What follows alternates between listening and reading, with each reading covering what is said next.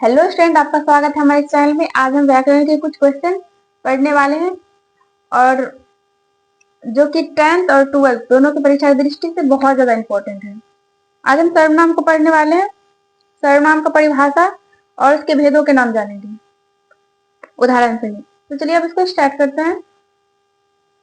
सर्वनाम संज्ञा के स्थान पर प्रयुक्त होने वाले शब्द को सर्वनाम कहते हैं, जैसे मैं, तुम, वह, यह, कौन, कोई आदि।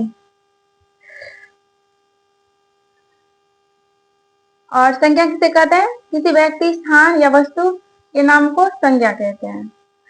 सर्वनाम के 6 भेद होते हैं: पुरुषवाचक सर्वनाम, निश्चयवाचक सर्वनाम, अनिश्चयवाचक सर्वनाम, प्रश्नवाचक सर्वनाम, संबंधवाचक सर्वनाम, निजवाचक सर्वनाम। चलिए पुरुषवाचक सर्वनाम को जानेंगे।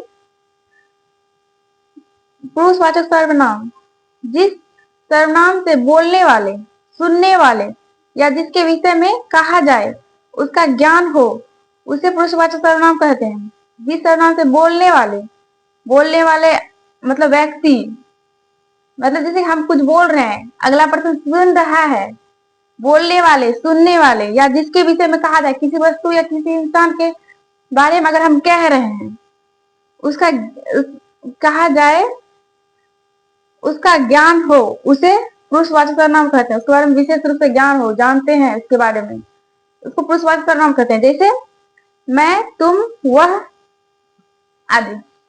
तो चलिए अब हम निश्चयवाचक सर्वनाम को जानेंगे।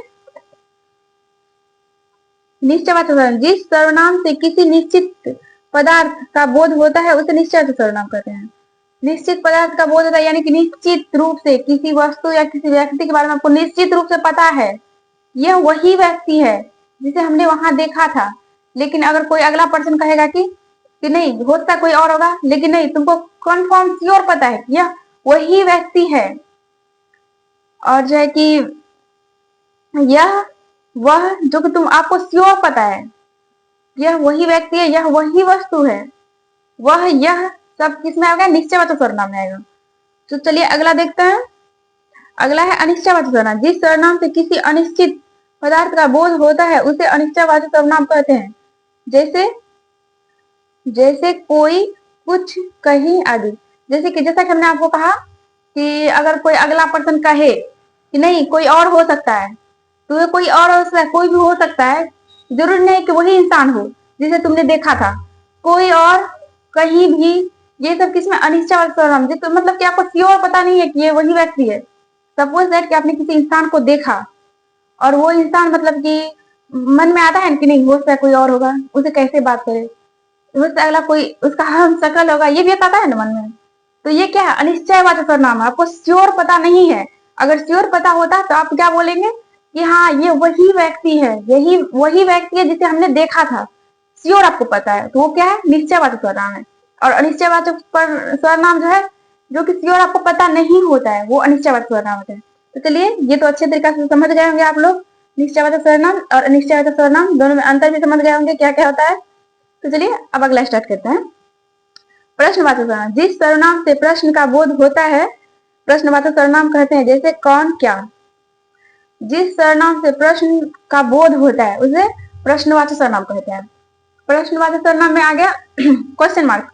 अगर आप किसी आदमी से पूछ रहे हैं आपका नाम क्या है, क्या क्या है, क्या जो है वो है प्रश्न, वहां पे फुल मतलब कि फुल स्टॉप यानी कि क्वेश्चन मार्क खड़ा होगा। आप उसे क्वेश्चन कर रहे हैं, यह क्या है, या आप कौन हो, तुम कौन हो, वह कौन है, कौन घर में आने वाला है, ये सब क्या है? सब में क्वेश्चन मार्क खड़ा हो रहा है।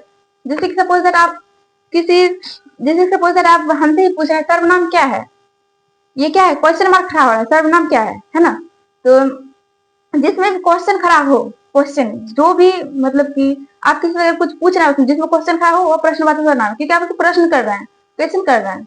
ठीक है, तो अब अगला देखते हैं।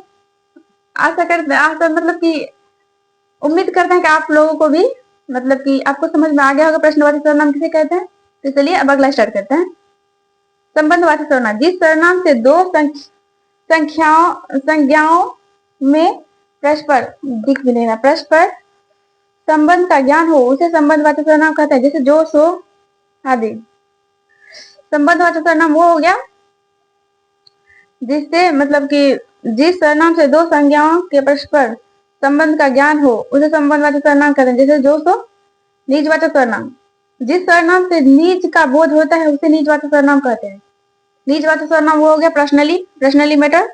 सपोज दैट कि आपके घर में कुछ झगड़ा होगा और अगला तीसरा पर्सन या पुरुष या सब आके अच्छे से मतलब एंजॉय लेगा आपका, मतलब कि अच्छा से मजे लेगा आपका झगड़ा का, तो उसमें क्या हुआ, वो आप क्या बोलेगा, उसे घर से बोलेगा कि यहाँ से चलेगा, ये मेरा निजी मामला है, क्या है नहीं है हम देख लेंगे, ये मेरा निजी मामला है, इसमें दखल अंदाजी मत करो। वो क्या है, निजवाचक सर्वनाम है। और मतलब कि सॉरी, वो जो होता है मतलब कि निजवाचक सर्वनाम में तो आप समझ ही गए कि जो निजी होता है, पर्सनली खुद का मैटर जो होता है, खुद का मैटर वो क्या है, मतलब निजी है, निजी। मेरा मतलब कि अगर सपोज दैट कि आपका मतलब कि एग्जाम में, परीक्षा में सपोज दैट कुछ कम मार्क्स आ जाए, उसके लिए कुछ कम मार्क्स आ जाए तो उसके लिए जो है ना घर वाले ताने देंगे कि पढ़ाई की तो इतना कम क्यों आया, ऐसा वैसा, पढ़ाई में ध्यान देती नहीं है, ये वो। तो आप क्या बोलेगा, मेरा निजी मामला है, परीक्षा दिए कैसे दिए नहीं दिए हम जाने, कितना नंबर लाना है नहीं लाना है वो हम जानेंगे, मेरा निजी मामला, तुम लोग कुछ मत बोलो। उसमें भी तुम लोग बोल सकते, सॉरी सॉरी उसमें भी बोल सकते हैं। और जो है कि निजी निजवाचक सर्वनाम समझ गए, खुद का पर्सनली, स्वयं, खुद का जो भी कुछ है वो निजवाचक सर्वनाम में आएगा। निजवाचक सर्वनाम पर्सनली जो खुद पे बीते, खुद पे आए, खुद के फैमिली पे आए, वो पर्सनली है मेरा, तो वो क्या है, निजवाचक सर्वनाम में आएगा। आशा करते हैं कि आपको 6 जो है सर्वनाम के 6 भेद अच्छे से आप लोग समझ गए होंगे। तब तक के लिए जय हिंद, मिलते हैं अगले वीडियो में ऐसे ही मजेदार क्वेश्चन के साथ।